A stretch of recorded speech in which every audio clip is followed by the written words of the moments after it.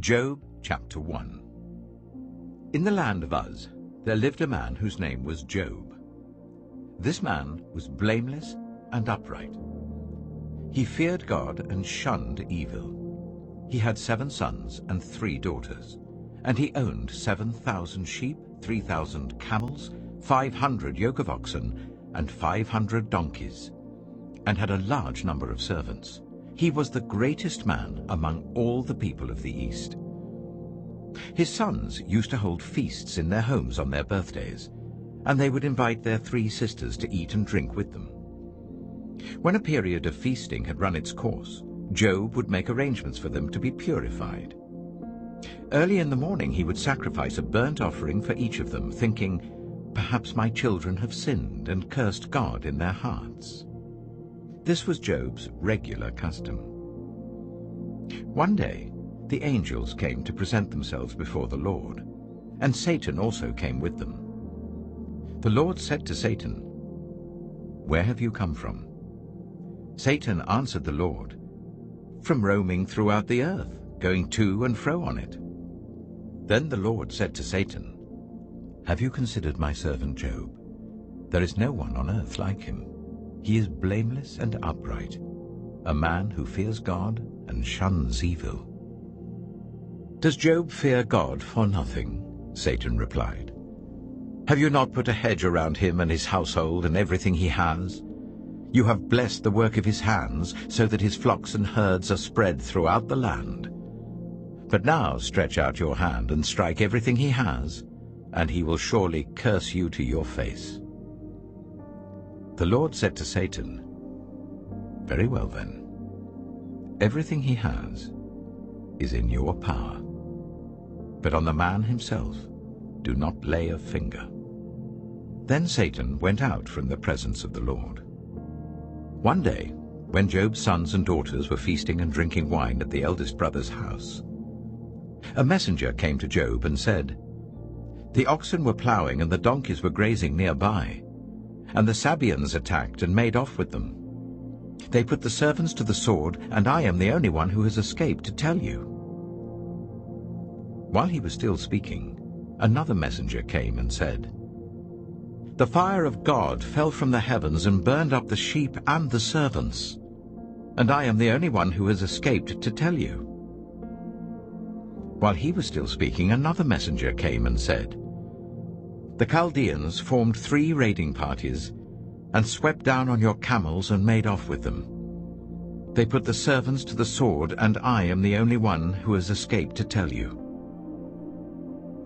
While he was still speaking, yet another messenger came and said, "Your sons and daughters were feasting and drinking wine at the eldest brother's house, when suddenly a mighty wind swept in from the desert and struck the 4 corners of the house. It collapsed on them, and they are dead. And I am the only one who has escaped to tell you." At this, Job got up and tore his robe and shaved his head. Then he fell to the ground in worship and said, "Naked I came from my mother's womb, and naked I shall depart. The Lord gave, and the Lord has taken away. May the name of the Lord be praised." In all this, Job did not sin by charging God with wrongdoing. Job chapter 2. On another day the angels came to present themselves before the Lord, and Satan also came with them to present himself before him. And the Lord said to Satan, "Where have you come from?" Satan answered the Lord, "From roaming throughout the earth, going to and fro on it."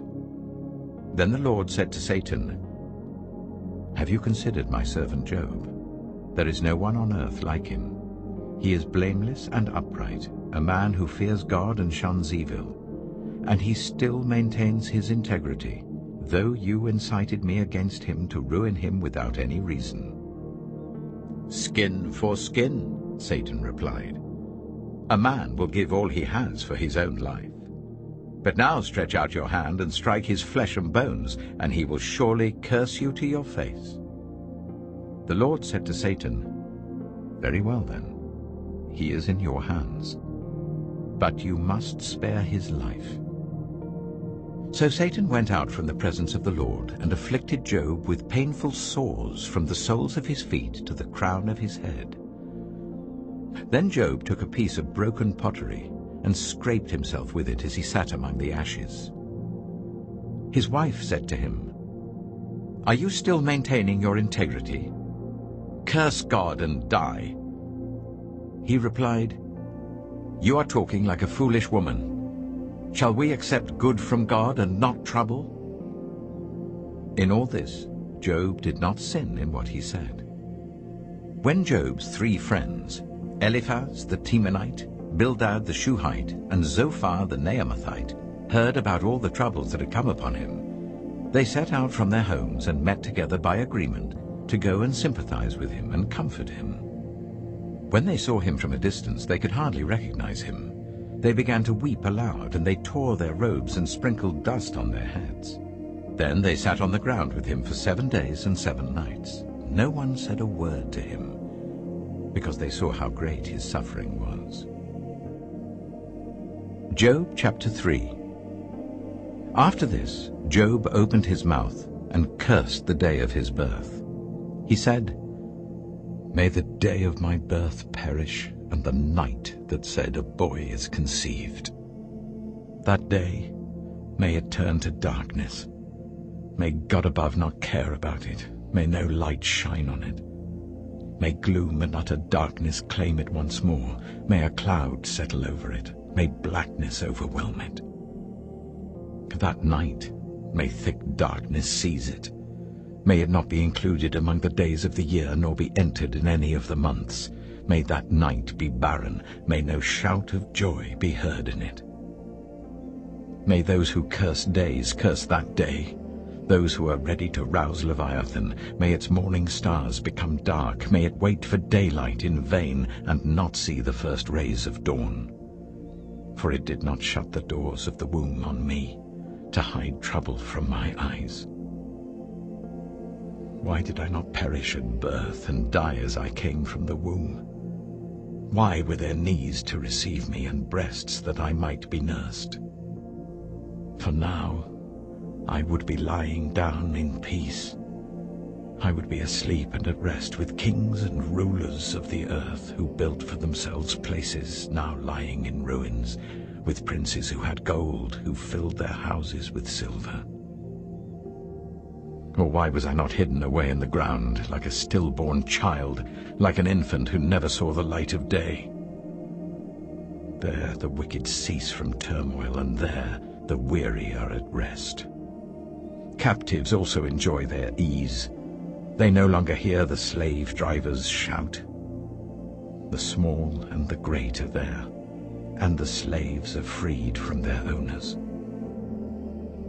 Why is light given to those in misery, and life to the bitter of soul, to those who long for death that does not come, who search for it more than for hidden treasure, who are filled with gladness and rejoice when they reach the grave? Why is life given to a man whose way is hidden, whom God has hedged in? For sighing has become my daily food, my groans pour out like water. What I feared has come upon me. What I dreaded has happened to me. I have no peace, no quietness. I have no rest, but only turmoil. Job chapter 4. Then Eliphaz the Temanite replied, "If someone ventures a word with you, will you be impatient? But who can keep from speaking? Think how you have instructed many, how you have strengthened feeble hands. Your words have supported those who stumbled, you have strengthened faltering knees. But now trouble comes to you, and you are discouraged. It strikes you, and you are dismayed. Should not your piety be your confidence, and your blameless ways your hope? Consider now, who being innocent has ever perished? Where were the upright ever destroyed? As I have observed, those who plough evil and those who sow trouble reap it. At the breath of God they perish. At the blast of his anger they are no more. The lions may roar and growl, yet the teeth of the great lions are broken. The lion perishes for lack of prey, and the cubs of the lioness are scattered. A word was secretly brought to me. My ears caught a whisper of it. Amid disquieting dreams in the night, when deep sleep falls on people, fear and trembling seized me and made all my bones shake. A spirit glided past my face, and the hair on my body stood on end. It stopped, but I could not tell what it was. A form stood before my eyes, and I heard a hushed voice. "Can a mortal be more righteous than God? Can even a strong man be more pure than his Maker?" If God places no trust in his servants, if he charges his angels with error, how much more those who live in houses of clay, whose foundations are in the dust, who are crushed more readily than a moth. Between dawn and dusk they are broken to pieces. Unnoticed they perish forever. Are not the cords of their tent pulled up, so that they die without wisdom? Job chapter 5. Call if you will, but who will answer you? To which of the holy ones will you turn? Resentment kills a fool, and envy slays the simple. I myself have seen a fool taking root, but suddenly his house was cursed. His children are far from safety, crushed in court without a defender. The hungry consume his harvest, taking it even from among thorns, and the thirsty pant after his wealth. For hardship does not spring from the soil, nor does trouble sprout from the ground. Yet man is born to trouble, as surely as sparks fly upwards. But if I were you, I would appeal to God. I would lay my cause before him. He performs wonders that cannot be fathomed, miracles that cannot be counted. He provides rain for the earth. He sends water on the countryside. The lowly he sets on high, and those who mourn are lifted to safety. He thwarts the plans of the crafty, so that their hands achieve no success. He catches the wise in their craftiness, and the schemes of the wily are swept away. Darkness comes upon them in the daytime. At noon they grope as in the night. He saves the needy from the sword in their mouth. He saves them from the clutches of the powerful. So the poor have hope, and injustice shuts its mouth. Blessed is the one whom God corrects. So do not despise the discipline of the Almighty. For he wounds, but he also binds up. He injures, but his hands also heal. From 6 calamities he will rescue you. In 7, no harm will touch you. In famine he will deliver you from death, and in battle from the stroke of the sword. You will be protected from the lash of the tongue, and need not fear when destruction comes. You will laugh at destruction and famine, and need not fear the wild animals. For you will have a covenant with the stones of the field, and the wild animals will be at peace with you. You will know that your tent is secure. You will take stock of your property and find nothing missing. You will know that your children will be many, and your descendants like the grass of the earth. You will come to the grave in full vigor, like sheaves gathered in season. We have examined this, and it is true. So hear it and apply it to yourself. Job chapter 6. Then Job replied, "If only my anguish could be weighed, and all my misery be placed on the scales. It would surely outweigh the sand of the seas. No wonder my words have been impetuous. The arrows of the Almighty are in me. My spirit drinks in their poison. God's terrors are marshaled against me. Does a wild donkey bray when it has grass, or an ox bellow when it has fodder? Is tasteless food eaten without salt, or is there flavor in the sap of the mallow? I refuse to touch it. Such food makes me ill. Oh, that I might have my request, that God would grant what I hope for, that God will be willing to crush me, to let loose his hand and cut off my life. Then I would still have this consolation, my joy in unrelenting pain. that I had not denied the words of the Holy One. What strength do I have that I should still hope? What prospects that I should be patient? Do I have the strength of stone? Is my flesh bronze? Do I have any power to help myself now that success has been driven from me? Anyone who withholds kindness from a friend forsakes the fear of the Almighty. But my brothers are as undependable as intermittent streams, as the streams that overflow when darkened by thawing ice and swollen with melting snow, but that stop flowing in the dry season and in the heat vanish from their channels. Caravans turn aside from their routes. They go off into the wasteland and perish. The caravans of Tema look for water. The traveling merchants of Sheba look in hope. They are distressed because they had been confident. They arrive there only to be disappointed. Now you, too, have proved to be of no help. You see something dreadful and are afraid. Have I ever said, "Give something on my behalf, pay a ransom for me from your wealth, deliver me from the hand of the enemy, rescue me from the clutches of the ruthless"? Teach me and I will be quiet. Show me where I have been wrong. How painful are honest words. But what do your arguments prove? Do you mean to correct what I say and treat my desperate words as wind? You would even cast lots for the fatherless and barter away your friend.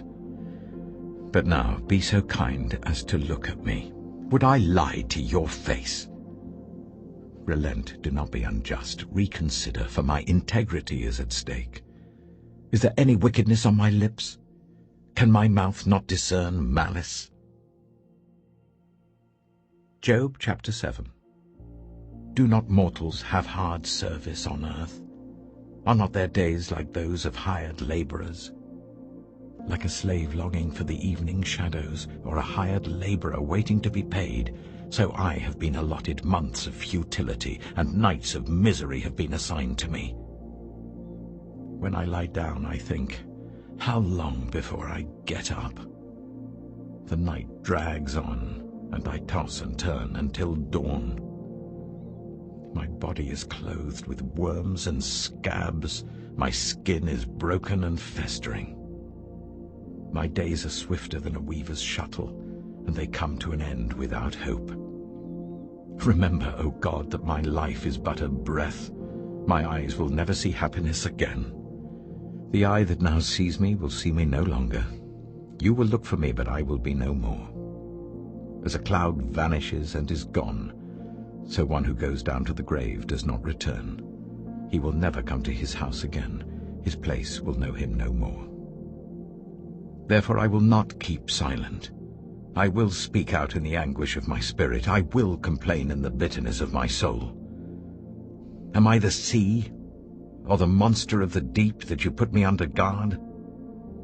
When I think my bed will comfort me, and my couch will ease my complaint, even then you frighten me with dreams and terrify me with visions, so that I prefer strangling and death rather than this body of mine. I despise my life. I would not live forever. Let me alone. My days have no meaning. What is mankind that you make so much of them, that you give them so much attention, that you examine them every morning and test them every moment? Will you never look away from me, or let me alone even for an instant? If I have sinned, what have I done to you? You who see everything we do. Why have you made me your target? Have I become a burden to you? Why do you not pardon my offenses and forgive my sins? For I shall soon lie down in the dust. You will search for me, but I shall be no more.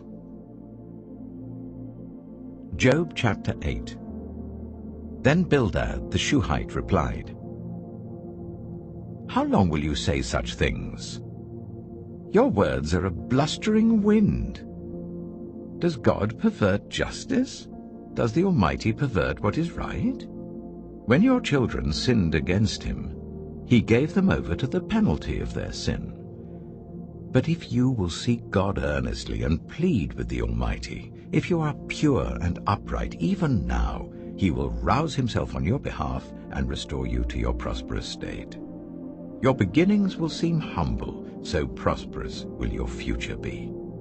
Ask the former generations and find out what their ancestors learned. For we were born only yesterday and know nothing, and our days on earth are but a shadow. Will they not instruct you and tell you? Will they not bring forth words from their understanding? Can papyrus grow tall where there is no marsh? Can reeds thrive without water? While still growing and uncut, they wither more quickly than grass. Such is the destiny of all who forget God. So perishes the hope of the godless. What they trust in is fragile. What they rely on is a spider's web.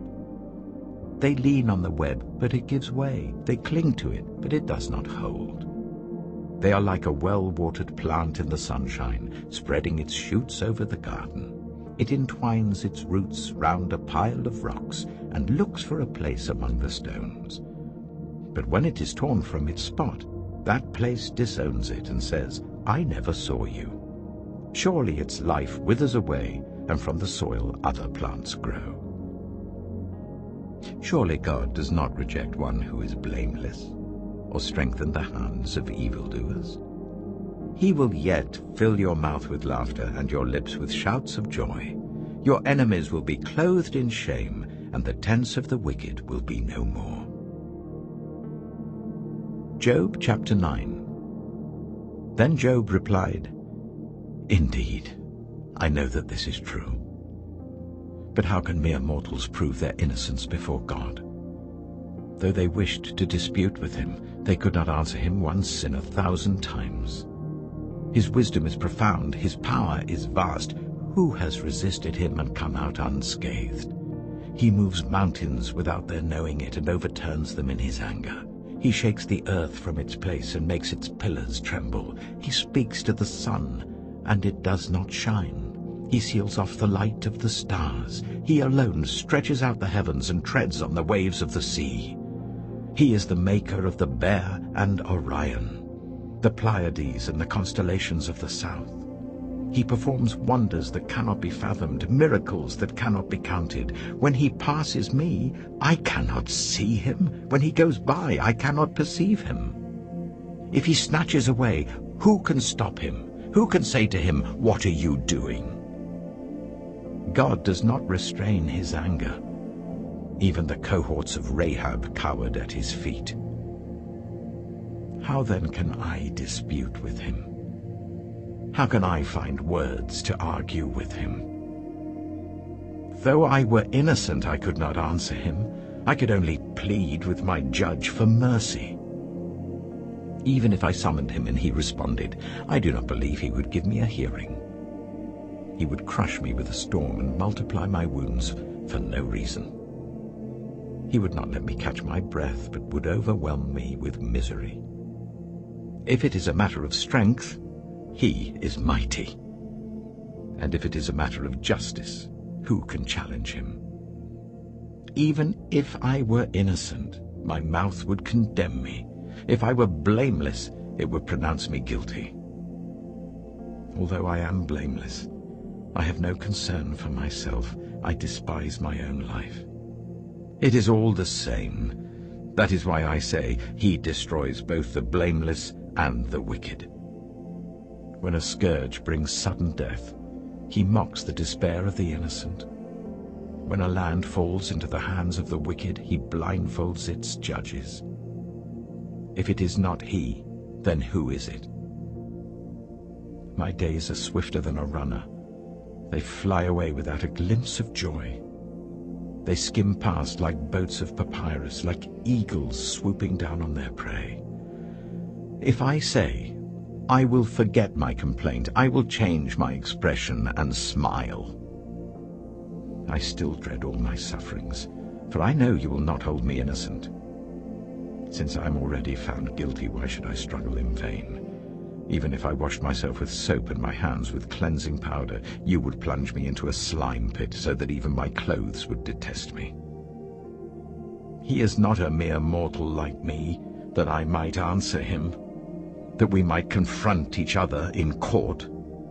If only there was someone to mediate between us, someone to bring us together, someone to remove God's rod from me, so that his terror would frighten me no more. Then I would speak up without fear of him. But as it now stands with me, I cannot. Job chapter 10. I loathe my very life. Therefore I will give free rein to my complaint and speak out in the bitterness of my soul. I say to God, do not declare me guilty, but tell me what charges you have against me. Does it please you to oppress me, to spurn the work of your hands, while you smile on the plans of the wicked? Do you have eyes of flesh? Do you see as a mortal sees? Are your days like those of a mortal, or your years like those of a strong man, that you must search out my faults and probe after my sin? Though you know that I am not guilty, and that no one can rescue me from your hand. Your hands shaped me and made me. Will you now turn and destroy me? Remember that you molded me like clay. Will you now turn me to dust again? Did you not pour me out like milk and curdle me like cheese, clothe me with skin and flesh, and knit me together with bones and sinews?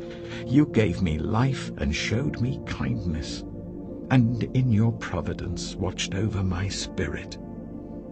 But this is what you concealed in your heart, and I know that this was in your mind. If I sinned, you would be watching me, and would not let my offense go unpunished. If I am guilty, woe to me. Even if I am innocent, I cannot lift up my head, for I am full of shame and drowned in my affliction. If I hold my head high, you stalk me like a lion, and again display your awesome power against me. You bring new witnesses against me and increase your anger towards me. Your forces come against me, wave upon wave. Why then did you bring me out of the womb? I wish I had died before any eye saw me. If only I had never come into being, or had been carried straight from the womb to the grave. Are not my few days almost over? Turn away from me so that I can have a moment's joy before I go to the place of no return, to the land of gloom and utter darkness, to the land of deepest night, of utter darkness and disorder, where even the light is like darkness. Job chapter 11. Then Zophar the Naamathite replied, Are all these words to go unanswered? Is this talker to be vindicated? Will your idle talk reduce others to silence? Will no one rebuke you when you mock? You say to God, My beliefs are flawless, and I am pure in your sight. Oh, how I wish that God would speak, that he would open his lips against you, and disclose to you the secrets of wisdom, for true wisdom has two sides. Know this, God has even forgotten some of your sin. Can you fathom the mysteries of God? Can you probe the limits of the Almighty? They are higher than the heavens above. What can you do? They are deeper than the depths below. What can you know? Their measure is longer than the earth and wider than the sea. If he comes along and confines you in prison and convenes a court, who can oppose him? Surely he recognizes deceivers, and when he sees evil, does he not take note? But the witless can no more become wise than a wild donkey's colt can be born human. Yet, if you devote your heart to him, and stretch out your hands to him, if you put away the sin that is in your hand and allow no evil to dwell in your tent, then, free of fault, you will lift up your face.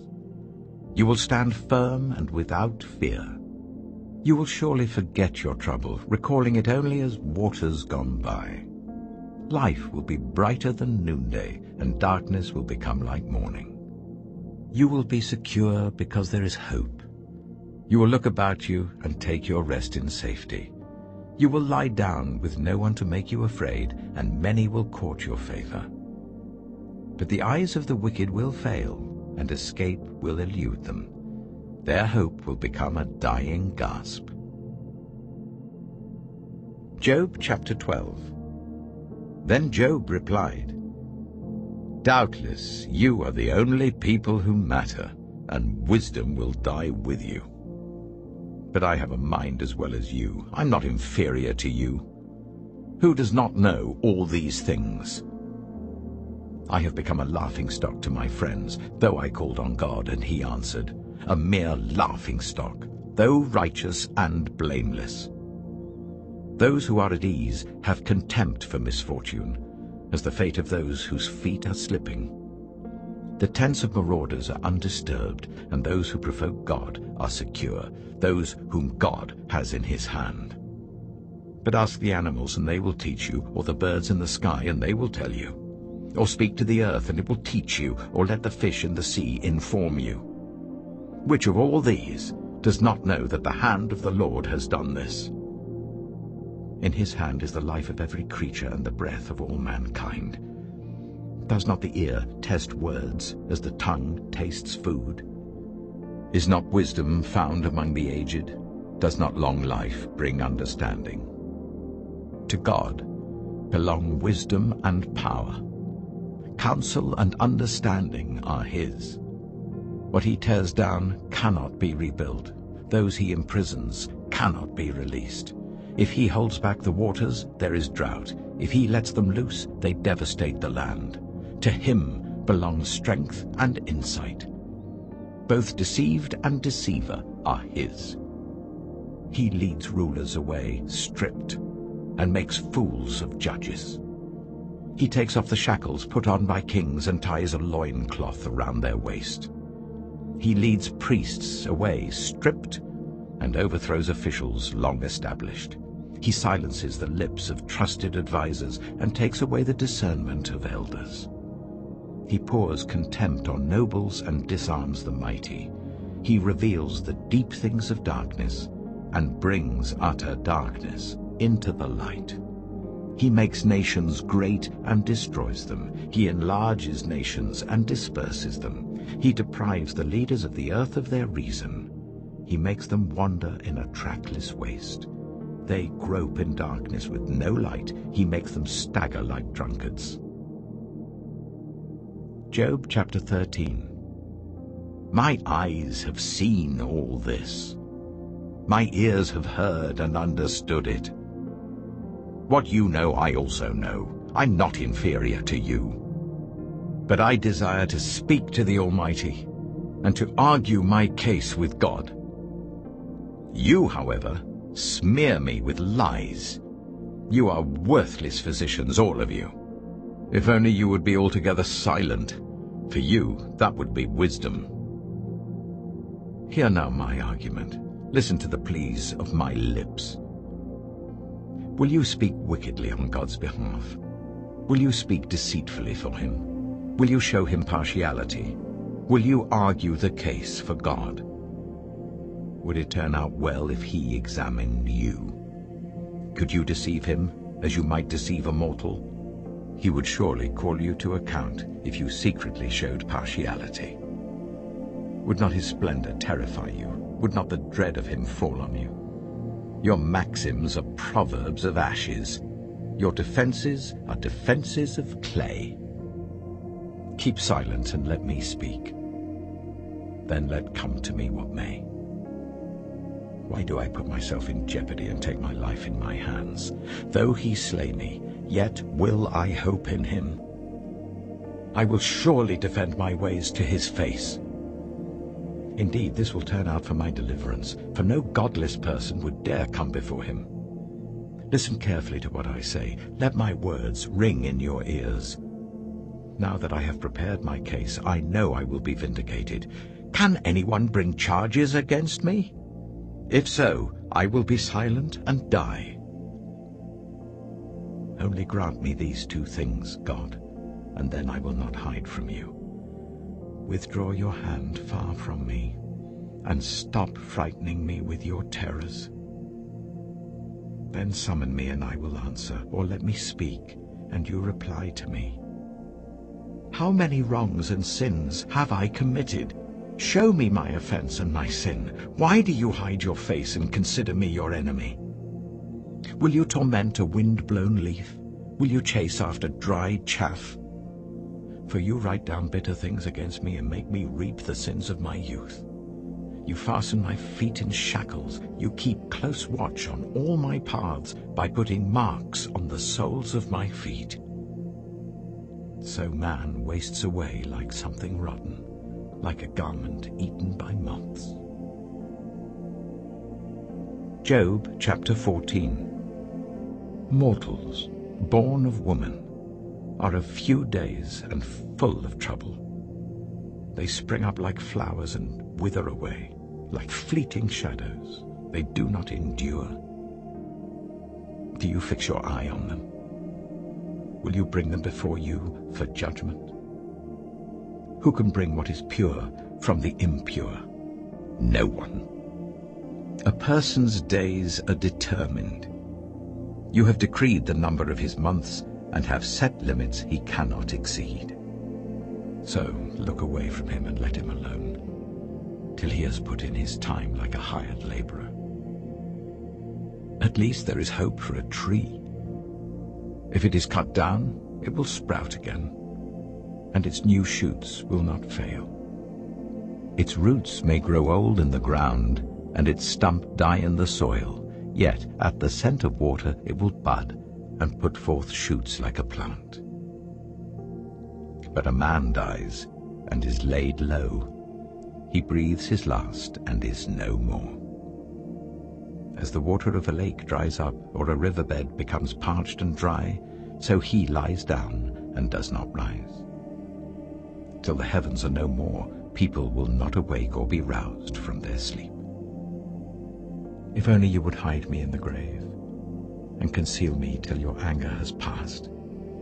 If only you would set me a time and then remember me.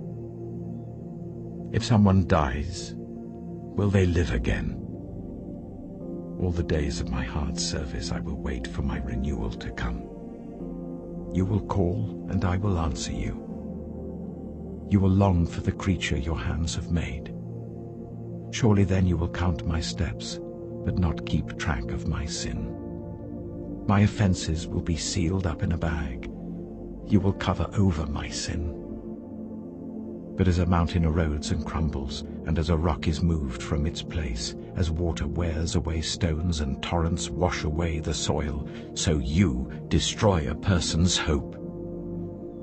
You overpower them once for all, and they are gone. You change their countenance and send them away. If their children are honored, they do not know it. If their children are brought low, they do not see it. They feel but the pain of their own bodies and mourn only for themselves. Job chapter 15. Then Eliphaz the Temanite replied, Would a wise person answer with empty notions, or fill their belly with the hot east wind? Would they argue with useless words, with speeches that have no value? But you even undermine piety and hinder devotion to God. Your sin prompts your mouth. You adopt the tongue of the crafty. Your own mouth condemns you, not mine. Your own lips testify against you. Are you the first man ever born? Were you brought forth before the hills?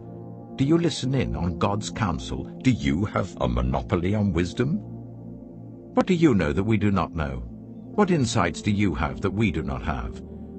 The gray-haired and the aged are on our side, men even older than your father. Are God's consolations not enough for you, words spoken gently to you? Why has your heart carried you away, and why do your eyes flash, so that you vent your rage against God and pour out such words from your mouth? What are mortals, that they could be pure? Or those born of woman, that they could be righteous? If God places no trust in his holy ones, if even the heavens are not pure in his eyes, how much less mortals, who are vile and corrupt, who drink up evil like water? Listen to me, and I will explain to you. Let me tell you what I have seen, what the wise have declared, hiding nothing received from their ancestors, to whom alone the land was given when no foreigners moved among them. All his days the wicked man suffers torment, the ruthless man, through all the years stored up for him. Terrifying sounds fill his ears. When all seems well, marauders attack him. He despairs of escaping the realm of darkness. He is marked for the sword. He wanders about for food like a vulture. He knows the day of darkness is at hand. Distress and anguish fill him with terror. Troubles overwhelm him, like a king poised to attack, because he shakes his fist at God and vaunts himself against the Almighty, defiantly charging against him with a thick, strong shield. Though his face is covered with fat, and his waist bulges with flesh, he will inhabit ruined towns and houses where no one lives, houses crumbling to rubble. He will no longer be rich, and his wealth will not endure, nor will his possessions spread over the land. He will not escape the darkness. A flame will wither his shoots, and the breath of God's mouth will carry him away. Let him not deceive himself by trusting what is worthless, for he will get nothing in return. Before his time he will wither, and his branches will not flourish. He will be like a vine stripped of its unripe grapes, like an olive tree shedding its blossoms. For the company of the godless will be barren, and fire will consume the tents of those who love bribes. They conceive trouble and give birth to evil. Their womb fashions deceit. Job chapter 16. Then Job replied, I have heard many things like these. You're miserable comforters, all of you. Will your long-winded speeches never end? What ails you that you keep on arguing? I also could speak like you if you were in my place. I could make fine speeches against you and shake my head at you. But my mouth would encourage you. Comfort from my lips would bring you relief. Yet if I speak, my pain is not relieved, and if I refrain, it does not go away. Surely, God, you have worn me out. You have devastated my entire household. You have shriveled me up, and it has become a witness. My gauntness rises up and testifies against me. God assails me and tears me in his anger and gnashes his teeth at me. My opponent fastens on me his piercing eyes. People open their mouths to jeer at me. They strike my cheek in scorn and unite together against me. God has turned me over to the ungodly and thrown me into the clutches of the wicked. All was well with me, but he shattered me. He seized me by the neck and crushed me. He has made me his target. His archers surround me. Without pity, he pierces my kidneys and spills my gall on the ground. Again and again he bursts upon me. He rushes at me like a warrior. I have sewed sackcloth over my skin and buried my brow in the dust. My face is red with weeping. Dark shadows ring my eyes. Yet my hands have been free of violence, and my prayer is pure. Earth, do not cover my blood. May my cry never be laid to rest. Even now my witness is in heaven. My advocate is on high. My intercessor is my friend, as my eyes pour out tears to God. On behalf of a man, he pleads with God as one pleads for a friend. Only a few years will pass before I take the path of no return. Job chapter 17. My spirit is broken, my days are cut short, the grave awaits me. Surely mockers surround me. My eyes must dwell on their hostility. Give me, O God, the pledge you demand. Who else will put up security for me? You have closed their minds to understanding, therefore you will not let them triumph.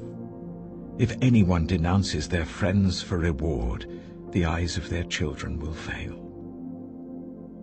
God has made me a byword to everyone, a man in whose face people spit. My eyes have grown dim with grief. My whole frame is but a shadow.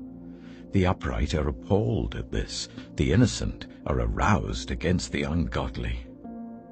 Nevertheless, the righteous will hold to their ways, and those with clean hands will grow stronger. But come on, all of you. Try again. I will not find a wise man among you. My days have passed, my plans are shattered. Yet the desires of my heart turn night into day. In the face of the darkness, light is near. If the only home I hope for is the grave, if I spread out my bed in the realm of darkness, if I say to corruption, "You are my father," and to the worm, "My mother," or "My sister," where then is my hope? Who can see any hope for me? Will it go down to the gates of death? Will we descend together into the dust? Job chapter 18. Then Bildad the Shuhite replied, "When will you end these speeches? Be sensible, and then we can talk. Why are we regarded as cattle and considered stupid in your sight, you who tear yourself to pieces in your anger? Is the earth to be abandoned for your sake, or must the rocks be moved from their place? The lamp of a wicked man is snuffed out, the flame of his fire stops burning. The light in his tent becomes dark, the lamp beside him goes out. The vigor of his step is weakened, his own schemes throw him down. His feet thrust him into a net. He wanders into its mesh. A trap seizes him by the heel, a snare holds him fast. A noose is hidden for him on the ground, a trap lies in his path. Terrors startle him on every side and dog his every step. Calamity is hungry for him. Disaster is ready for him when he falls. It eats away parts of his skin. Death's firstborn devours his limbs. He is torn from the security of his tent and marched off to the king of terrors. Fire resides in his tent. Burning sulfur is scattered over his dwelling. His roots dry up below, and his branches wither above. The memory of him perishes from the earth. He has no name in the land. He is driven from light into the realm of darkness and is banished from the world. He has no offspring or descendants among his people, no survivor where once he lived. People of the west are appalled at his fate. Those of the east are seized with horror. Surely such is the dwelling of an evil man. Such is the place of one who does not know God. Job chapter 19. Then Job replied, "How long will you torment me and crush me with words? 10 times now you have reproached me. Shamelessly you attack me. If it is true that I have gone astray, my error remains my concern alone. If indeed you would exalt yourselves above me and use my humiliation against me, then know that God has wronged me and drawn his net around me. Though I cry, 'Violence,' I get no response. Though I call for help, there is no justice. He has blocked my way so that I cannot pass. He has shrouded my paths in darkness. He has stripped me of my honor and removed the crown from my head. He tears me down on every side till I am gone. He uproots my hope like a tree. His anger burns against me. He counts me among his enemies. His troops advance in force. They build a siege ramp against me and encamp around my tent. He has alienated my family from me. My acquaintances are completely estranged from me. My relatives have gone away. My closest friends have forgotten me. My guests and my female servants count me a foreigner. They look upon me as a stranger. I summon my servant, but he does not answer, though I beg him with my own mouth. My breath is offensive to my wife. I'm loathsome to my own family. Even the little boys scorn me. When I appear, they ridicule me. All my intimate friends detest me. Those I love have turned against me. I am nothing but skin and bones. I have escaped only by the skin of my teeth. Have pity on me, my friends. Have pity, for the hand of God has struck me. Why do you pursue me as God does? Will you never get enough of my flesh? Oh, that my words were recorded, that they were written on a scroll, that they were inscribed with an iron tool on lead or engraved in rock forever. I know that my Redeemer lives, and that in the end he will stand on the earth. And after my skin has been destroyed, yet in my flesh I will see God. I myself will see him with my own eyes, I and not another. How my heart yearns within me. If you say, "How we will hound him, since the root of the trouble lies in him," you should fear the sword yourselves.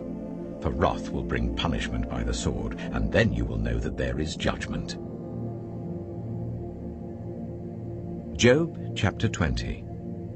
Then Zophar the Naamathite replied, "My troubled thoughts prompt me to answer because I am greatly disturbed. I hear a rebuke that dishonors me, and my understanding inspires me to reply. Surely you know how it has been from old, ever since mankind was placed on the earth, that the mirth of the wicked is brief, the joy of the godless lasts but a moment. Though the pride of the godless person reaches to the heavens and his head touches the clouds, he will perish forever, like his own dung. Those who have seen him will say, 'Where is he?' Like a dream he flies away, no more to be found, banished like a vision of the night. The eye that saw him will not see him again. His place will look on him no more. His children must make amends to the poor. His own hands must give back his wealth. The youthful vigor that fills his bones will lie with him in the dust. Though evil is sweet in his mouth and he hides it under his tongue, though he cannot bear to let it go and lets it linger in his mouth, yet his food will turn sour in his stomach. It will become the venom of serpents within him. He will spit out the riches he swallowed. God will make his stomach vomit them up. He will suck the poison of serpents. The fangs of an adder will kill him. He will not enjoy the streams, the rivers flowing with honey and cream. What he toiled for, he must give back uneaten. He will not enjoy the profit from his trading. For he has oppressed the poor and left them destitute. He has seized houses he did not build. Surely he will have no respite from his craving. He cannot save himself by his treasure. Nothing is left for him to devour. His prosperity will not endure. In the midst of his plenty, distress will overtake him. The full force of misery will come upon him. When he has filled his belly, God will vent his burning anger against him and rain down his blows on him. Though he flees from an iron weapon, a bronze-tipped arrow pierces him. He pulls it out of his back, the gleaming point out of his liver. Terrors will come over him. Total darkness lies in wait for his treasures. A fire unfanned will consume him and devour what is left in his tent. The heavens will expose his guilt. The earth will rise up against him. A flood will carry off his house, rushing waters on the day of God's wrath. Such is the fate God allots the wicked, the heritage appointed for them by God. Job chapter 21. Then Job replied, "Listen carefully to my words. Let this be the consolation you give me. Bear with me while I speak, and after I have spoken, mock on. Is my complaint directed to a human being? Why should I not be impatient? Look at me and be appalled. Clap your hand over your mouth. When I think about this, I'm terrified. Trembling seizes my body. Why do the wicked live on, growing old and increasing in power? They see their children established around them, their offspring before their eyes. Their homes are safe and free from fear. The rod of God is not on them. Their bulls never fail to breed. Their cows calve and do not miscarry. They send forth their children as a flock. Their little ones dance about. They sing to the music of tambourine and lyre. They make merry to the sound of the pipe. They spend their years in prosperity and go down to the grave in peace. Yet they say to God, "Leave us alone. We have no desire to know your ways. Who is the Almighty that we should serve him? What would we gain by praying to him?" But their prosperity is not in their own hands. So I stand aloof from the plans of the wicked. Yet how often is the lamp of the wicked snuffed out? How often does calamity come upon them, the fate God allots in his anger? How often are they like straw before the wind, like chaff swept away by a gale? It is said, God stores up the punishment of the wicked for their children. Let him repay the wicked, so that they themselves will experience it. Let their own eyes see their destruction. Let them drink the cup of the wrath of the Almighty. For what do they care about the families they leave behind when their allotted months come to an end? Can anyone teach knowledge to God, since he judges even the highest? One person dies in full vigor, completely secure and at ease, well-nourished in body, bones rich with marrow. Another dies in bitterness of soul, never having enjoyed anything good. And side by side, they lie in the dust, and worms cover them both. I know full well what you're thinking, the schemes by which you would wrong me. You say, "Where now is the house of the great, the tents where the wicked lived?" Have you never questioned those who travel? Have you paid no regard to their accounts? That the wicked are spared from the day of calamity, that they are delivered from the day of wrath? Who denounces their conduct to their face? Who repays them for what they have done? They are carried to the grave, and watch is kept over their tombs. The soil in the valley is sweet to them. Everyone follows after them, and a countless throng goes before them. So how can you console me with your nonsense? Nothing is left of your answers but falsehood. Job chapter 22. Then Eliphaz the Temanite replied, "Can a man be of benefit to God? Can even a wise person benefit him? What pleasure would it give the Almighty if you were righteous? What would he gain if your ways were blameless? Is it for your piety that he rebukes you and brings charges against you? Is not your wickedness great? Are not your sins endless? You demanded security from your relatives for no reason. You stripped people of their clothing, leaving them naked. You gave no water to the weary, and you withheld food from the hungry, though you were a powerful man owning land, an honored man living on it. And you sent widows away empty-handed and broke the strength of the fatherless. That is why snares are all around you, why sudden peril terrifies you, why it is so dark that you cannot see, and why a flood of water covers you. Is not God in the heights of heaven? And see how lofty are the highest stars. Yet you say, what does God know? Does he judge through such darkness? Thick clouds veil him, so he does not see us as he goes about in the vaulted heavens. Will you keep to the old path that the wicked have trod? They were carried off before their time, their foundations washed away by a flood. They said to God, "Leave us alone. What can the Almighty do to us?" Yet it was he who filled their houses with good things. So I stand aloof from the plans of the wicked. The righteous see their ruin and rejoice. The innocent mock them, saying, "Surely our foes are destroyed, and fire devours their wealth." Submit to God and be at peace with him. In this way prosperity will come to you. Accept instruction from his mouth and lay up his words in your heart. If you return to the Almighty, you will be restored. If you remove wickedness far from your tent and assign your nuggets to the dust, your gold of Ophir to the rocks in the ravines, then the Almighty will be your gold, the choicest silver for you. Surely then you will find delight in the Almighty and will lift up your face to God. You will pray to him and he will hear you, and you will fulfill your vows. What you decide on will be done, and light will shine on your ways. When people are brought low and you say, "Lift them up," then he will save the downcast. He will deliver even one who is not innocent, who will be delivered through the cleanness of your hands. Job chapter 23. Then Job replied, "Even today my complaint is bitter. His hand is heavy in spite of my groaning. If only I knew where to find him, if only I could go to his dwelling, I would state my case before him and fill my mouth with arguments.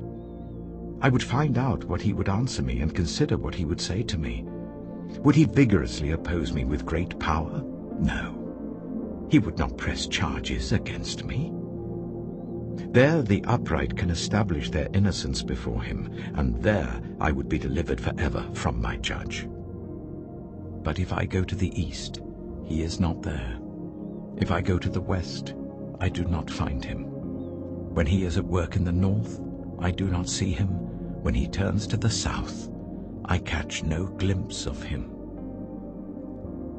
But he knows the way that I take. When he has tested me, I shall come forth as gold. My feet have closely followed his steps. I have kept to his way without turning aside. I have not departed from the commands of his lips. I have treasured the words of his mouth more than my daily bread. But he stands alone, and who can oppose him? He does whatever he pleases. He carries out his decree against me, and many such plans he still has in store. That is why I am terrified before him. When I think of all this, I fear him. God has made my heart faint. The Almighty has terrified me. Yet I am not silenced by the darkness, by the thick darkness that covers my face. Job chapter 24. Why does the Almighty not set times for judgment? Why must those who know him look in vain for such days? There are those who move boundary stones. They pasture flocks they have stolen. They drive away the orphan's donkey and take the widow's ox in pledge. They thrust the needy from the path and force all the poor of the land into hiding. Like wild donkeys in the desert, the poor go about their labor of foraging food. The wasteland provides food for their children. They gather fodder in the fields and glean in the vineyards of the wicked. Lacking clothes, they spend the night naked. They have nothing to cover themselves in the cold. They are drenched by mountain rains and hug the rocks for lack of shelter. The fatherless child is snatched from the breast. The infant of the poor is seized for a debt. Lacking clothes, they go about naked. They carry the sheaves, but still go hungry. They crush olives among the terraces. They tread the wine presses, yet suffer thirst. The groans of the dying rise from the city, and the souls of the wounded cry out for help. But God charges no one with wrongdoing. There are those who rebel against the light, who do not know its ways or stay in its paths. When daylight is gone, the murderer rises up, kills the poor and needy, and in the night steals forth like a thief. The eye of the adulterer watches for dusk.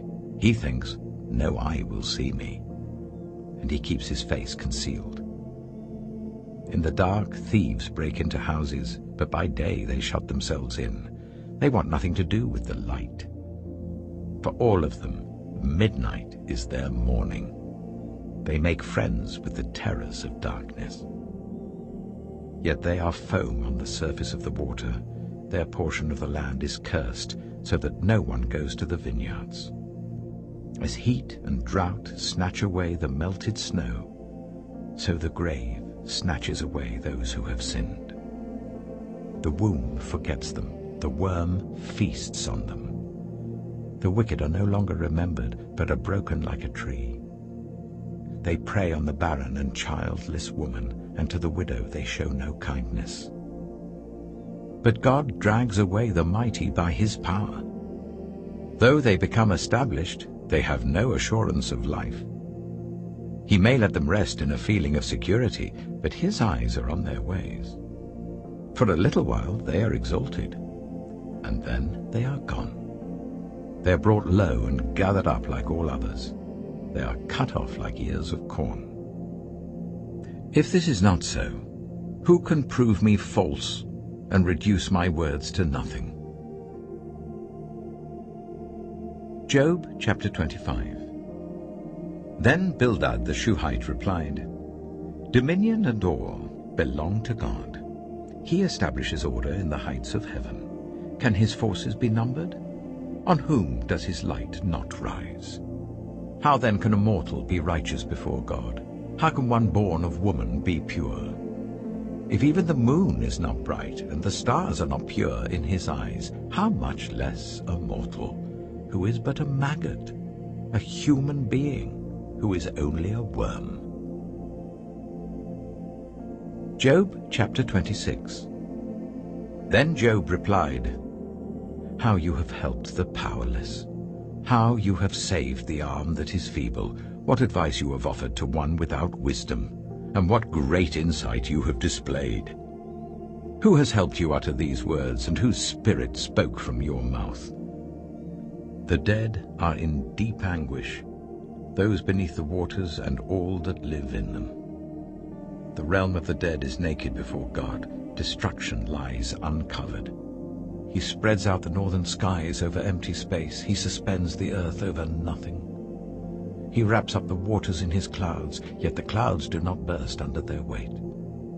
He covers the face of the full moon, spreading his clouds over it.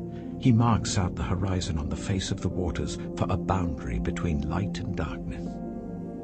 The pillars of the heavens quake, aghast at his rebuke. By his power he churned up the sea. By his wisdom he cut Rahab to pieces. By his breath the skies became fair. His hand pierced the gliding serpent. And these are but the outer fringe of his works. How faint the whisper we hear of him. Who then can understand the thunder of his power? Job chapter 27. And Job continued his discourse. As surely as God lives, who has denied me justice, the Almighty who has made my life bitter. As long as I have life within me, the breath of God in my nostrils, my lips will not say anything wicked and my tongue will not utter lies. I will never admit you are in the right. Till I die, I will not deny my integrity. I will maintain my innocence and never let go of it. My conscience will not reproach me as long as I live. May my enemy be like the wicked, my adversary like the unjust. For what hope have the godless when they are cut off, when God takes away their life? Does God listen to their cry when distress comes upon them? Will they find delight in the Almighty? Will they call on God at all times? I will teach you about the power of God. The ways of the Almighty I will not conceal. You have all seen this yourselves. Why then this meaningless talk? Here is the fate God allots to the wicked, the heritage a ruthless man receives from the Almighty. However many his children, their fate is the sword. His offspring will never have enough to eat. The plague will bury those who survive him, and their widows will not weep for them. Though he heaps up silver like dust, and clothes like piles of clay, what he lays up the righteous will wear, and the innocent will divide his silver. The house he builds is like a moth's cocoon, like a hut made by a watchman. He lies down wealthy, but will do so no more. When he opens his eyes, all is gone. Terrors overtake him like a flood. A tempest snatches him away in the night. The east wind carries him off, and he is gone. It sweeps him out of his place. It hurls itself against him without mercy as he flees headlong from its power. It claps its hands in derision and hisses him out of his place. Job chapter 28. There is a mine for silver, and a place where gold is refined. Iron is taken from the earth, and copper is smelted from ore.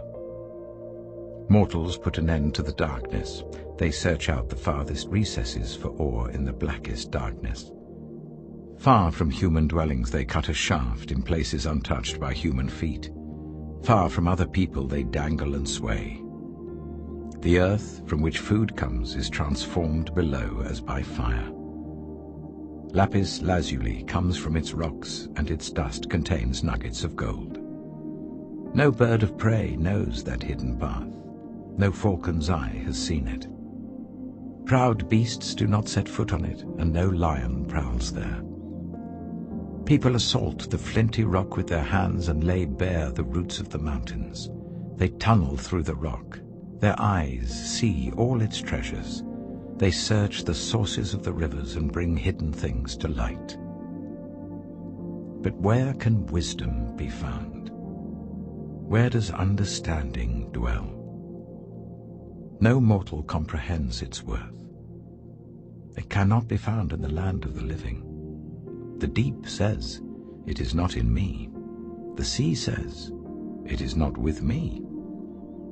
It cannot be bought with the finest gold, nor can its price be weighed out in silver. It cannot be bought with the gold of Ophir, with precious onyx or lapis lazuli.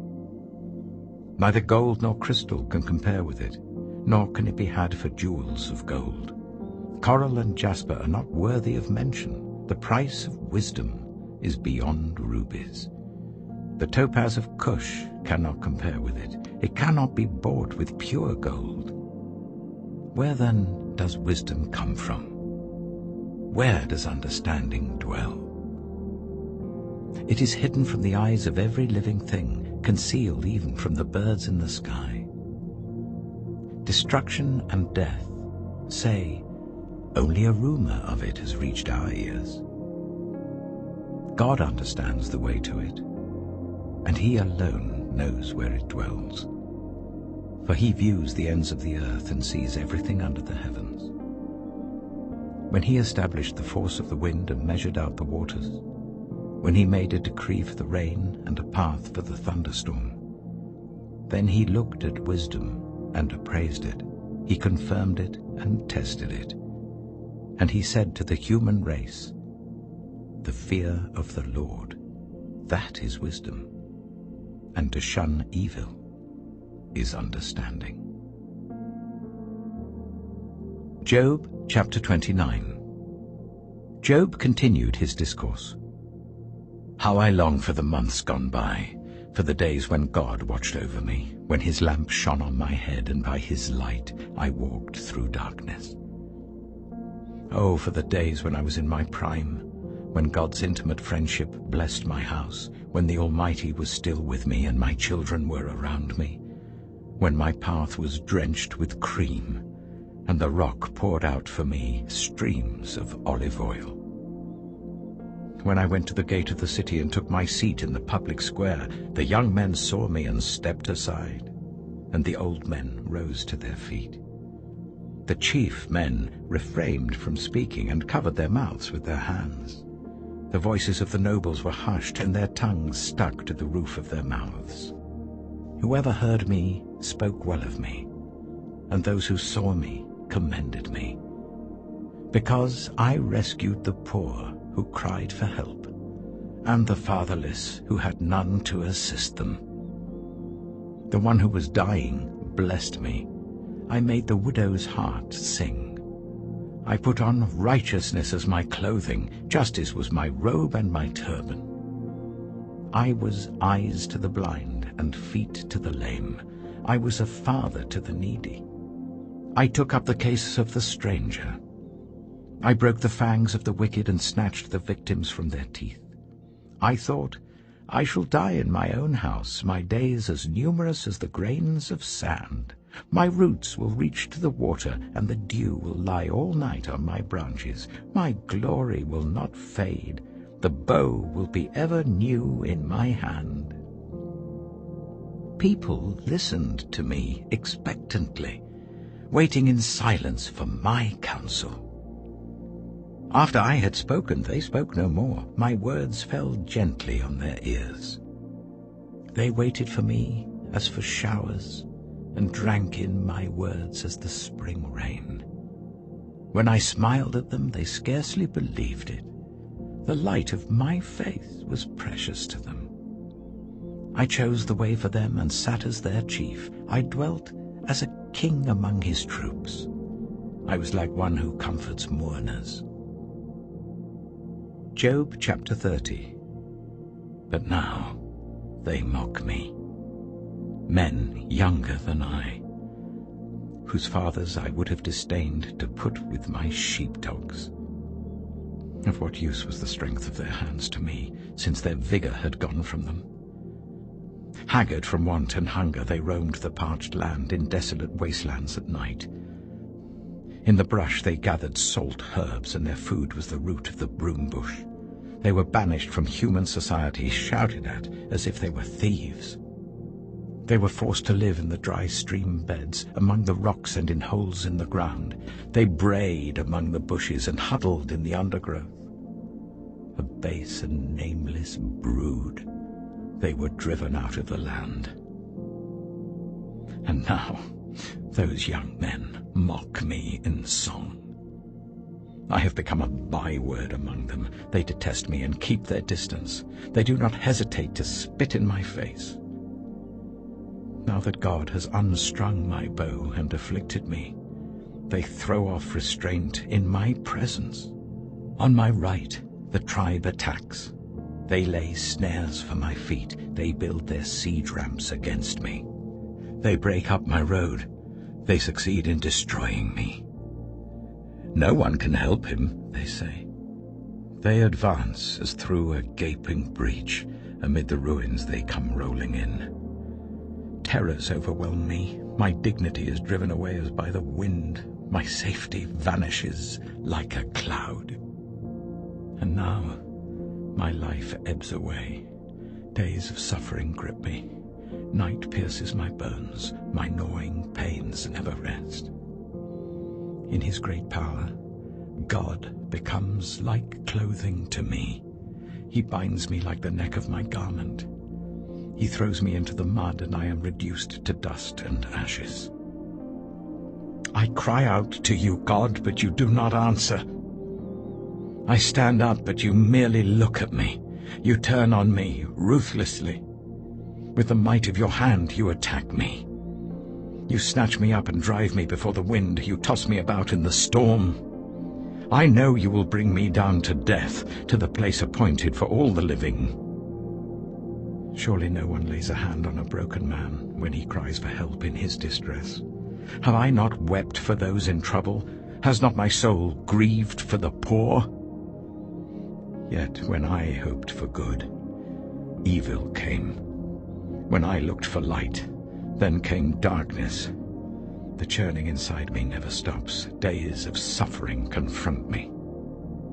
I go about blackened, but not by the sun. I stand up in the assembly and cry for help. I have become a brother of jackals, a companion of owls. My skin grows black and peels. My body burns with fever. My lyre is tuned to mourning, and my pipe to the sound of wailing. Job chapter 31. I made a covenant with my eyes, not to look lustfully at a young woman. For what is our lot from God above, our heritage from the Almighty on high? Is it not ruin for the wicked, disaster for those who do wrong? Does he not see my ways and count my every step? If I have walked with falsehood, or my foot has hurried after deceit, let God weigh me in honest scales, and he will know that I am blameless. If my steps have turned from the path, if my heart has been led by my eyes, or if my hands have been defiled, then may others eat what I have sown, and may my crops be uprooted. If my heart has been enticed by a woman, or if I have lurked at my neighbor's door, then may my wife grind another man's grain, and may other men sleep with her. For that would have been wicked, a sin to be judged. It is a fire that burns to destruction. It would have uprooted my harvest. If I have denied justice to any of my servants, whether male or female, when they had a grievance against me, what will I do when God confronts me? What will I answer when called to account? Did not he who made me in the womb make them? Did not the same one form us both within our mothers? If I have denied the desires of the poor, or let the eyes of the widow grow weary, if I have kept my bread to myself, not sharing it with the fatherless, but from my youth I reared them as a father would, and from my birth I guided the widow, if I have seen anyone perishing for lack of clothing, or the needy without garments, and their hearts did not bless me for warming them with the fleece from my sheep, if I have raised my hand against the fatherless, knowing that I had influence in court, then let my arm fall from the shoulder, let it be broken off at the joint. For I dreaded destruction from God, and for fear of his splendor I could not do such things. If I have put my trust in gold, or said to pure gold, you are my security, if I have rejoiced over my great wealth, the fortune my hands had gained, if I have regarded the sun in its radiance, of the moon moving in splendor, so that my heart was secretly enticed and my hand offered them a kiss of homage, then these also would be sins to be judged, for I would have been unfaithful to God on high. If I have rejoiced at my enemy's misfortune, or gloated over the trouble that came to him, I have not allowed my mouth to sin by invoking a curse against their life. If those of my household have never said, who has not been filled with Job's meat? But no stranger had to spend the night in the street, for my door was always open to the traveler. If I have concealed my sin, as people do, by hiding my guilt in my heart, because I so feared the crowd and so dreaded the contempt of the clans, that I kept silent and would not go outside. Oh, that I had someone to hear me. I sign now my defense. Let the Almighty answer me. Let my accuser put his indictment in writing. Surely I would wear it on my shoulder. I would put it on like a crown. I would give him an account of my every step. I would present it to him as to a ruler. If my land cries out against me, and all its furrows are wet with tears, if I have devoured its yield without payment, or broken the spirit of its tenants, then let briars come up instead of wheat, and stinkweed instead of barley. The words of Job are ended. Job chapter 32. So these three men stopped answering Job, because he was righteous in his own eyes. But Elihu, son of Barachel, the Buzite of the family of Ram, became very angry with Job for justifying himself rather than God. He was also angry with the three friends because they had found no way to refute Job, and yet had condemned him. Now Elihu had waited before speaking to Job because they were older than he. But when he saw that the three men had nothing more to say, his anger was aroused. So Elihu, son of Barachel the Buzite, said, I am young in years, and you are old. That is why I was fearful, not daring to tell you what I know. I thought age should speak, advanced years should teach wisdom. But it is the spirit in a person, the breath of the Almighty, that gives them understanding. It is not only the old who are wise, not only the aged who understand what is right. Therefore I say, listen to me. I too will tell you what I know. I waited while you spoke. I listened to your reasoning. While you were searching for words, I gave you my full attention. But not one of you has proved Job wrong. None of you has answered his arguments. Do not say, we have found wisdom. Let God, not a man, refute him.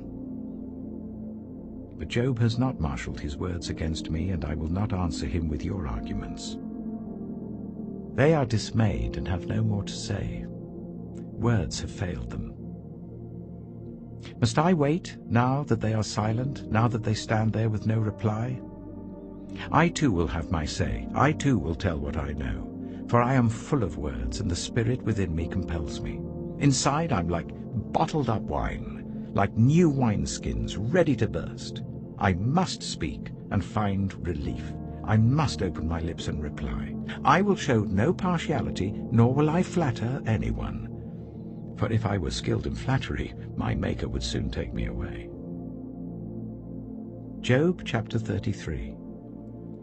But now, Job, listen to my words. Pay attention to everything I say. I am about to open my mouth. My words are on the tip of my tongue. My words come from an upright heart. My lips sincerely speak what I know. The Spirit of God has made me. The breath of the Almighty gives me life. Answer me then, if you can. Stand up and argue your case before me. I am the same as you, in God's sight. I too am a piece of clay. No fear of me should alarm you, nor should my hand be heavy on you. But you have said in my hearing, I heard the very words, I am pure, I have done no wrong. I am clean and free from sin. Yet God has found fault with me. He considers me his enemy. He fastens my feet in shackles. He keeps close watch on all my paths. But I tell you, in this you are not right. For God is greater than any mortal. Why do you complain to him that he responds to no one's words? For God does speak, now one way, now another, though no one perceives it. In a dream, in a vision of the night, when deep sleep falls on people as they slumber in their beds, he may speak in their ears and terrify them with warnings, to turn them from wrongdoing and keep them from pride, to preserve them from the pit, their lives from perishing by the sword. Or someone may be chastened on a bed of pain, with constant distress in their bones, so that their body finds food repulsive and their soul loathes the choicest meal. Their flesh wastes away to nothing, and their bones, once hidden, now stick out. They draw near to the pit, and their life to the messengers of death.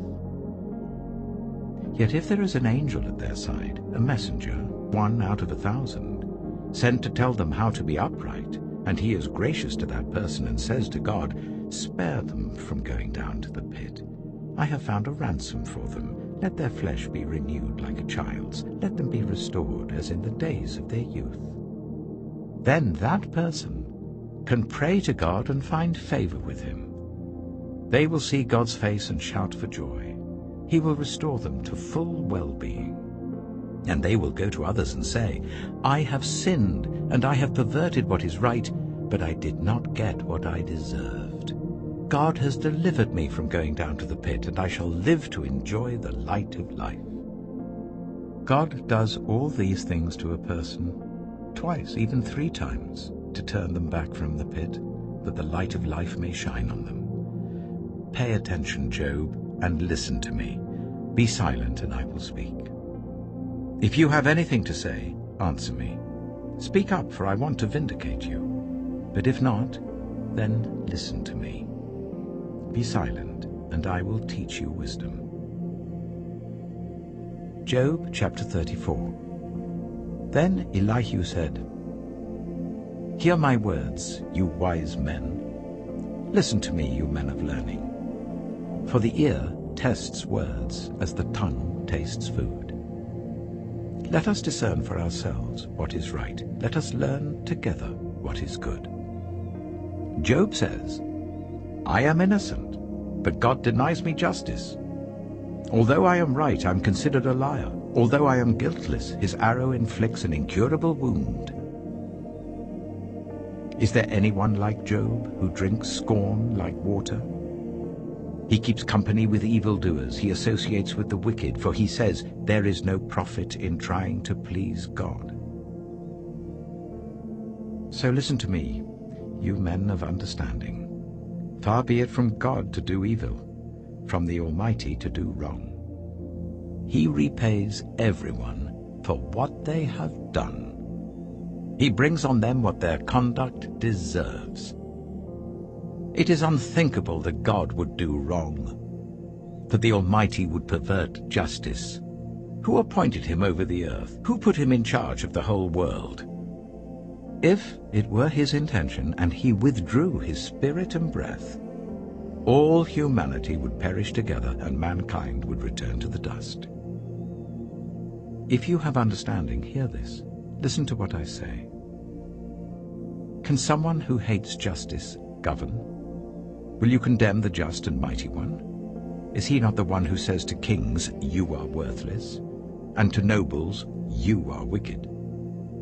Who shows no partiality to princes and does not favor the rich over the poor, for they are all the work of his hands?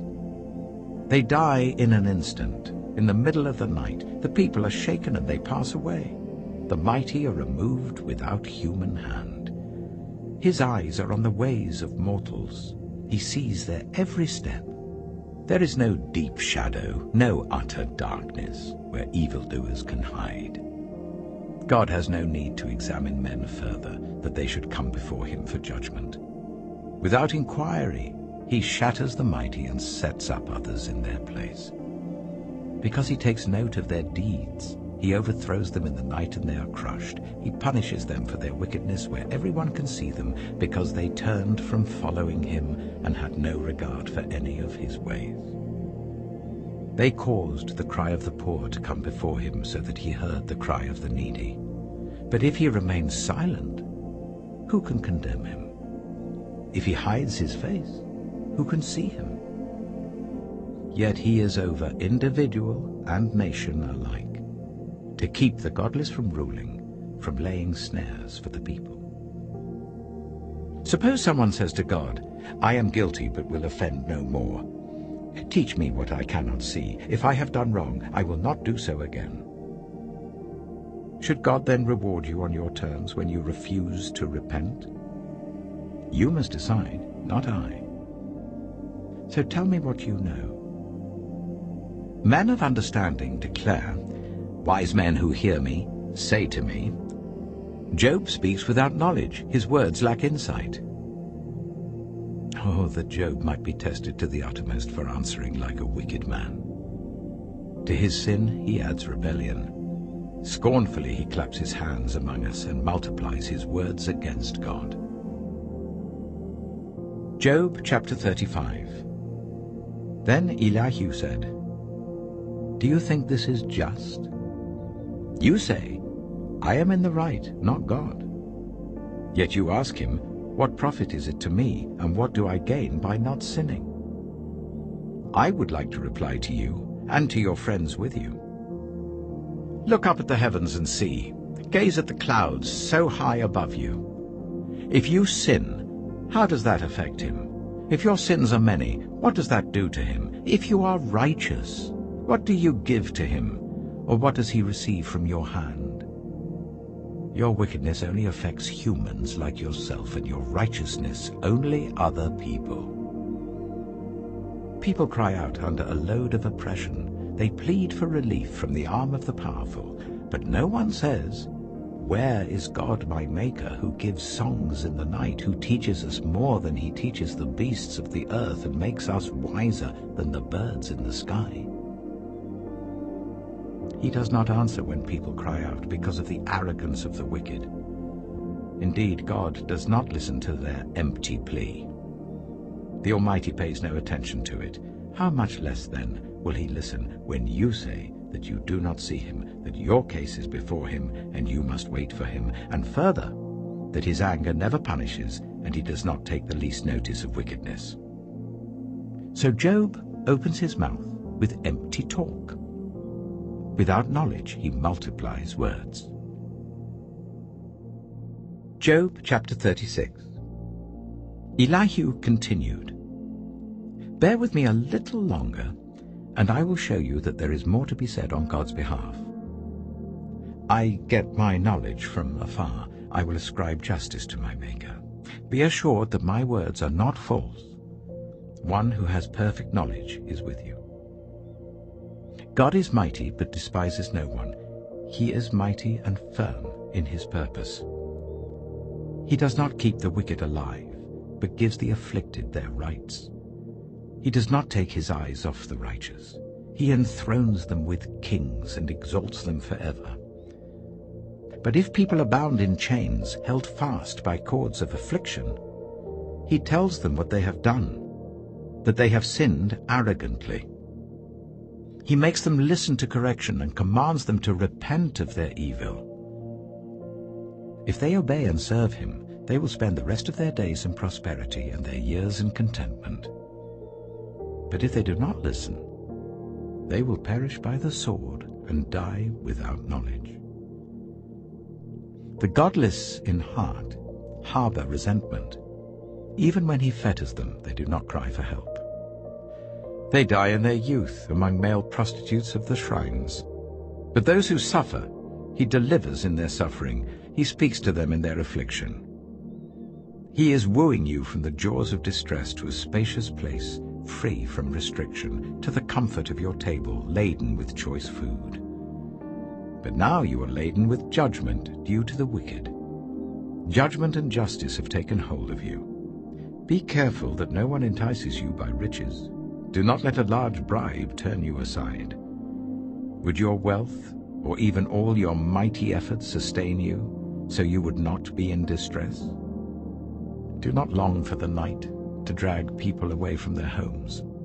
Beware of turning to evil, which you seem to prefer to affliction.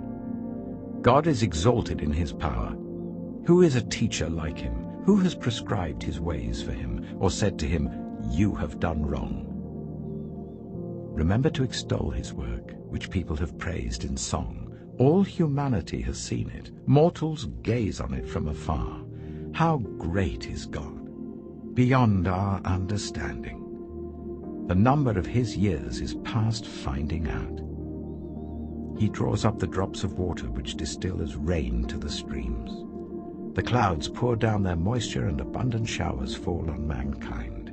Who can understand how he spreads out the clouds, how he thunders from his pavilion? See how he scatters his lightning about him, bathing the depths of the sea. This is the way he governs the nations and provides food in abundance.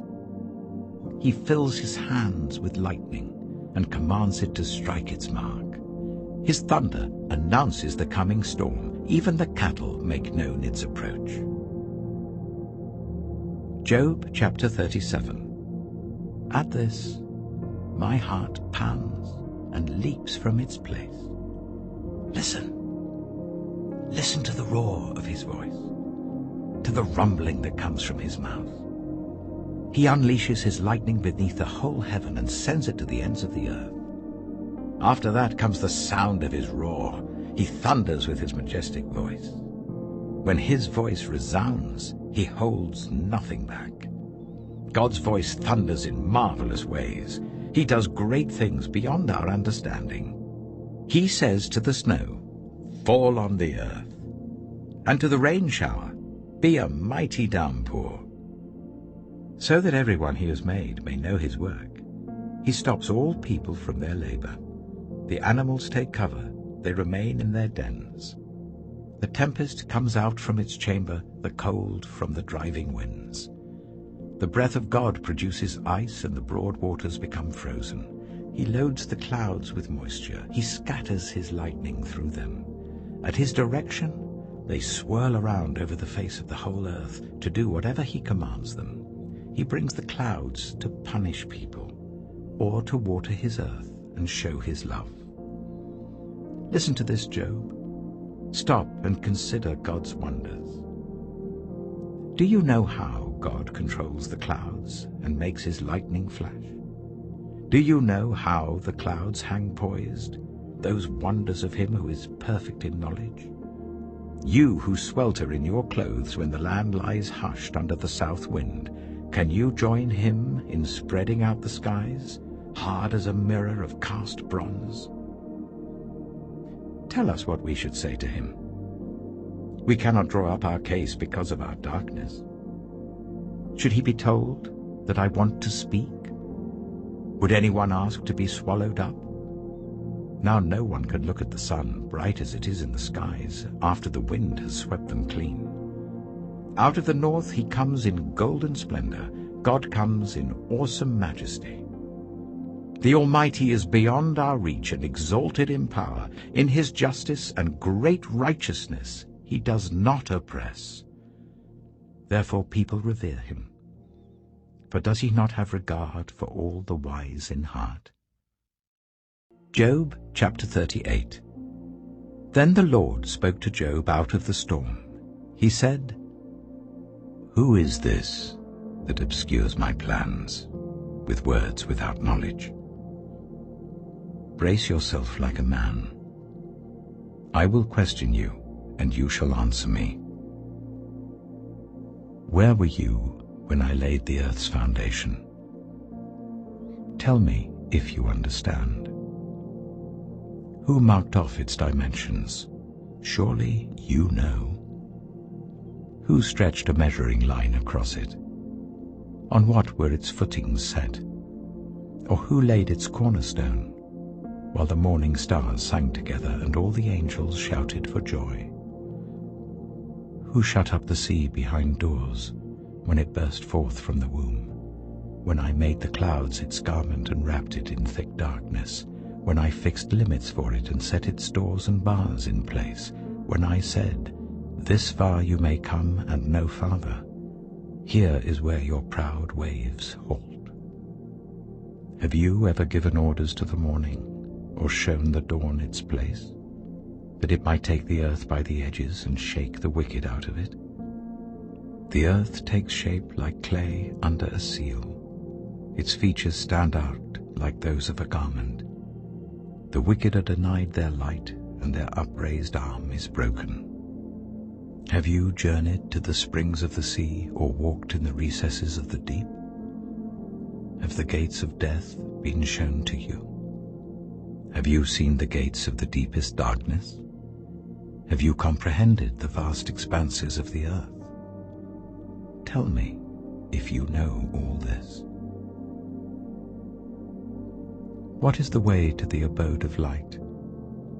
And where does darkness reside? Can you take them to their places? Do you know the paths to their dwellings? Surely you know, for you were already born. You have lived so many years. Have you entered the storehouses of the snow, or seen the storehouses of the hail, which I reserve for times of trouble, for days of war and battle? What is the way to the place where the lightning is dispersed, or the place where the east winds are scattered over the earth? Who cuts a channel for the torrents of rain, and a path for the thunderstorm, to water a land where no one lives, an uninhabited desert, to satisfy a desolate wasteland, and make it sprout with grass? Does the rain have a father? Who fathers the drops of dew? From whose womb comes the ice? Who gives birth to the frost from the heavens, when the waters become hard as stone, when the surface of the deep is frozen? Can you bind the chains of the Pleiades?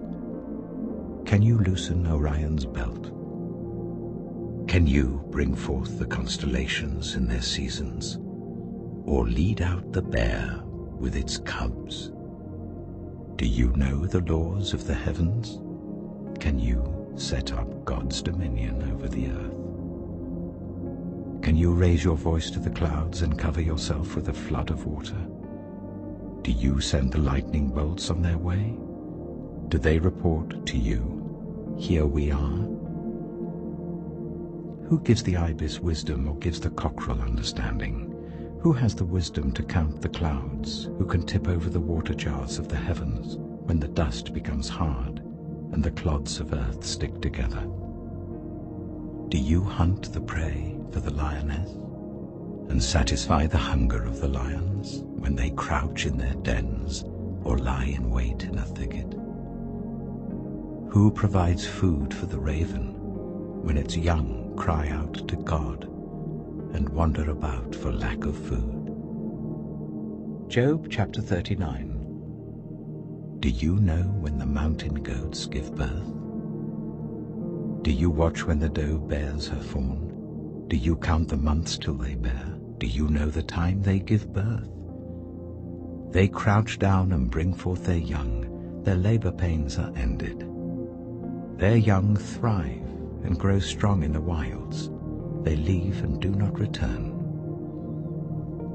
Who let the wild donkey go free? Who untied its ropes? I gave it the wasteland as its home, the salt flats as its habitat. It laughs at the commotion in the town. It does not hear a driver's shout. It ranges the hills for its pasture and searches for any green thing. Will the wild ox consent to serve you? Will it stay by your manger at night? Can you hold it to the furrow with a harness? Will it till the valleys behind you? Will you rely on it for its great strength? Will you leave your heavy work to it? Can you trust it to haul in your grain and bring it to your threshing floor? The wings of the ostrich flap joyfully, though they cannot compare with the wings and feathers of the stork.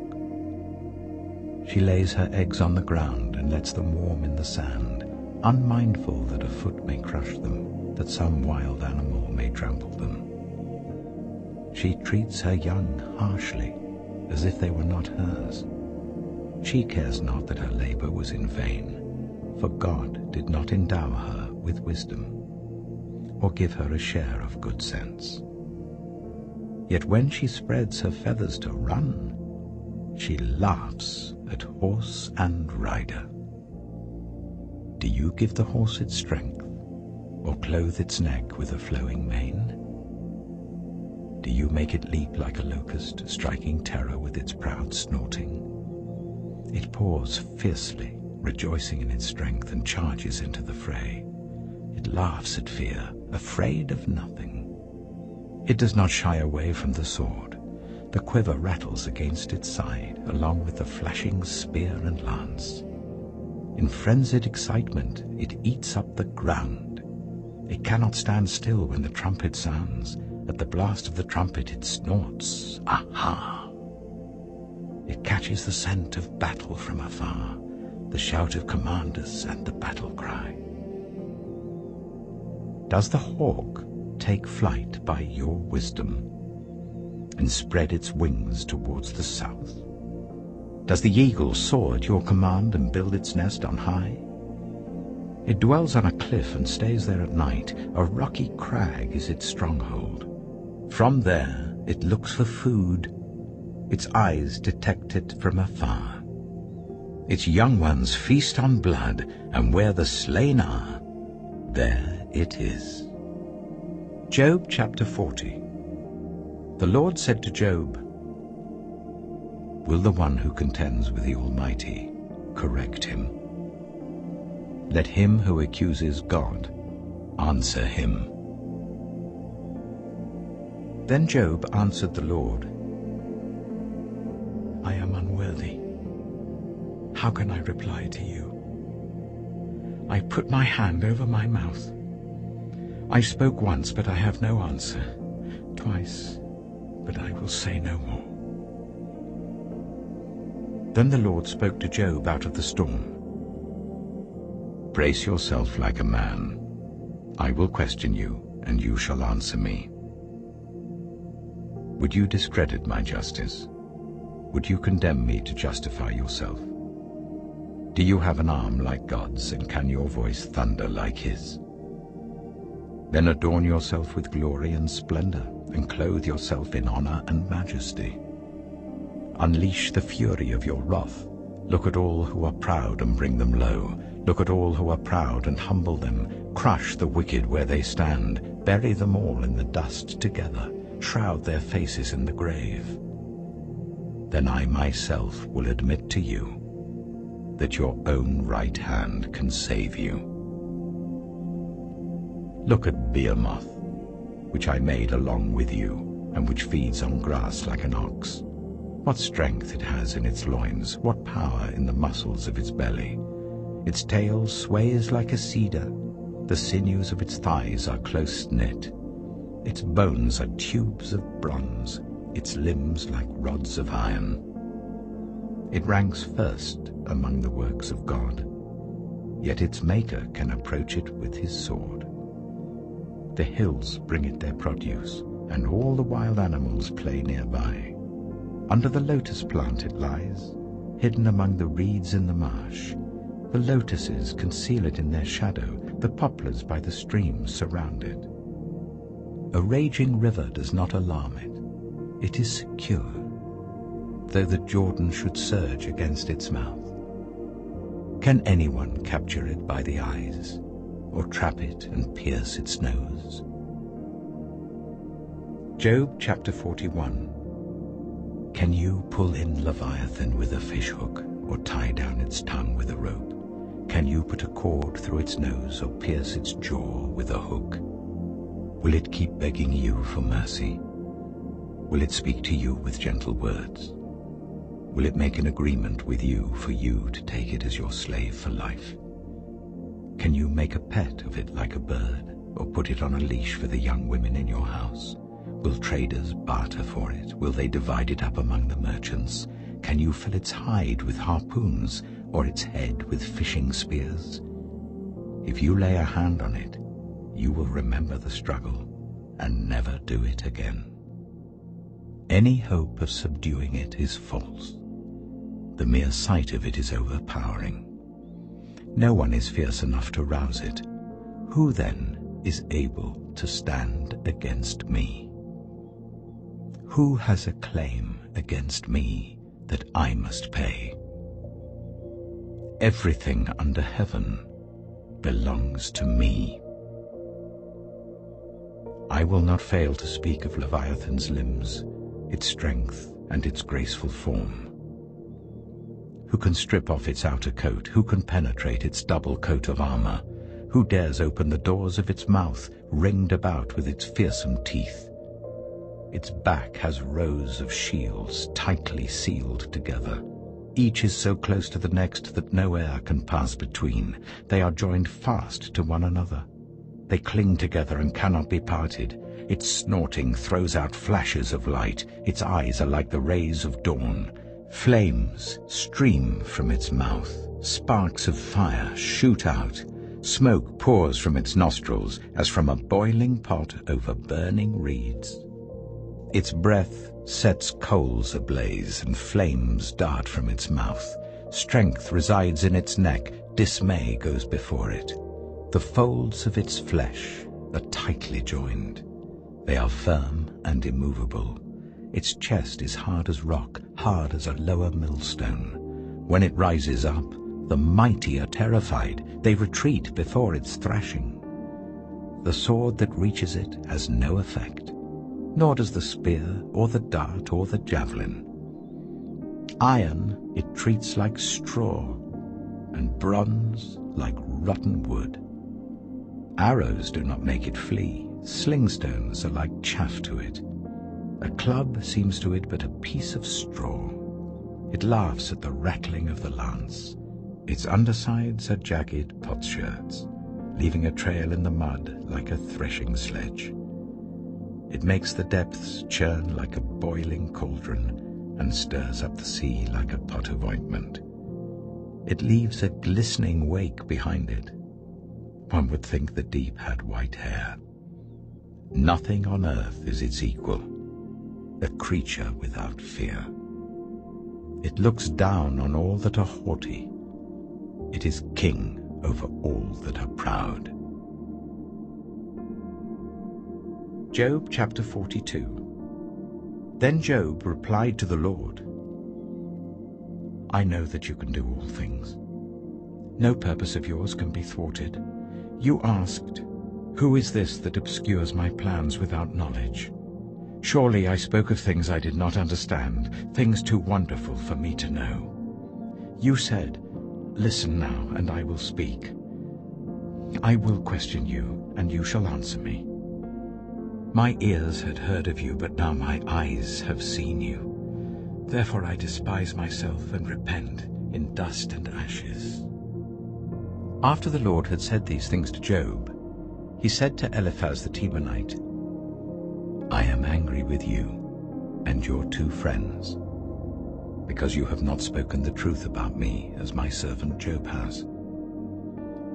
So now take 7 bulls and 7 rams, and go to my servant Job and sacrifice a burnt offering for yourselves. My servant Job will pray for you, and I will accept his prayer, and not deal with you according to your folly. You have not spoken the truth about me, as my servant Job has. So Eliphaz the Temanite, Bildad the Shuhite, and Zophar the Naamathite did what the Lord told them, and the Lord accepted Job's prayer. After Job had prayed for his friends, the Lord restored his fortunes, and gave him twice as much as he had before. All his brothers and sisters, and everyone who had known him before, came and ate with him in his house. They comforted and consoled him over all the trouble the Lord had brought on him, and each one gave him a piece of silver and a gold ring. The Lord blessed the latter part of Job's life more than the former part. He had 14,000 sheep, 6,000 camels, 1,000 yoke of oxen, and 1,000 donkeys. And he also had 7 sons and 3 daughters. The first daughter he named Jemimah, the second Keziah, and the third Karen-Happuch. Nowhere in all the land were there found women as beautiful as Job's daughters, and their father granted them an inheritance along with their brothers. After this, Job lived 140 years. He saw his children and their children to the 4th generation. And so Job died, an old man and full of years.